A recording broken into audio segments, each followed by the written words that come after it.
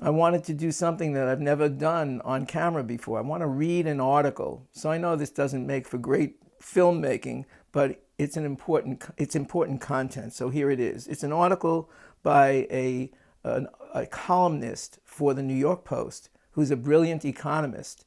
And I read his articles frequently, but this one really struck me, and it's very germane to what we're about to say. So here it is. It's by John Crudell, and it's called Coffee, Me, and a Skinny Kid Named Steve. Back in the olden days, Steve Jobs couldn't get the attention of most journalists. We were all too busy following the wonderful developments in video cassette technology, digital watches, electronic calculators, and such to bother with the skinny kid who was pestering us about something he called a home computer. That's what he called it, not personal computer. Steve was a floppy-haired Californian, not the beach bum type, but a guy who, if he had been a few years older, would have fit in nicely at a UC Berkeley protest. But Jobs had his own cause, personal computing. We'd all someday own one of these bulky machines that he carried around in a satchel, he would say. We would all need one, he would say. Sure, Steve, sure. I was thinking as he prattled on, trying hard to get away from his clutches at the Las Vegas Consumer Electronics Show. I'm certain my feelings echoed those of older journalists who were covering an industry that was going in many directions at once. Steve and I were about the same age, but technology-wise, we were from different eras. Back then, I was in charge of consumer electronic coverage for an industry paper called Electronic News.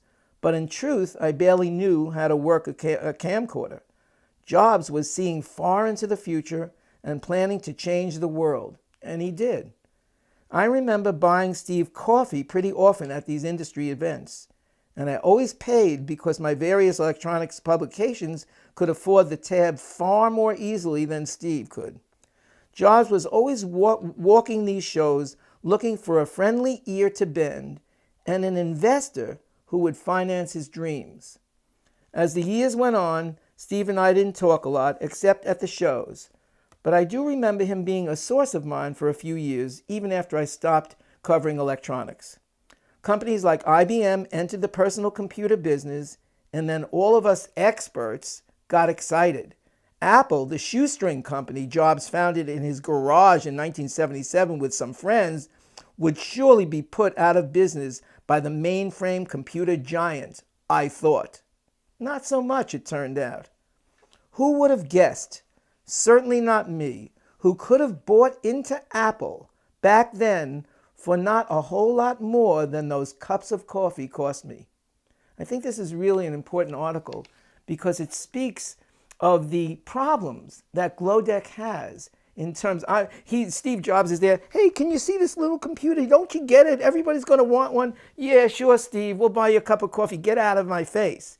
Here's Roland. Hey, don't you see this little deck? This little deck, someday everyone's going to want to have this deck because it's a new way of seeing the world. And it's a way of bringing yourself to the world and the world to you. And it's all in a little box. I sound like a messianic lunatic. But it's the reason why I read this article was because I'm hoping that people will at least step back for a minute who are hearing this and say, wait a second.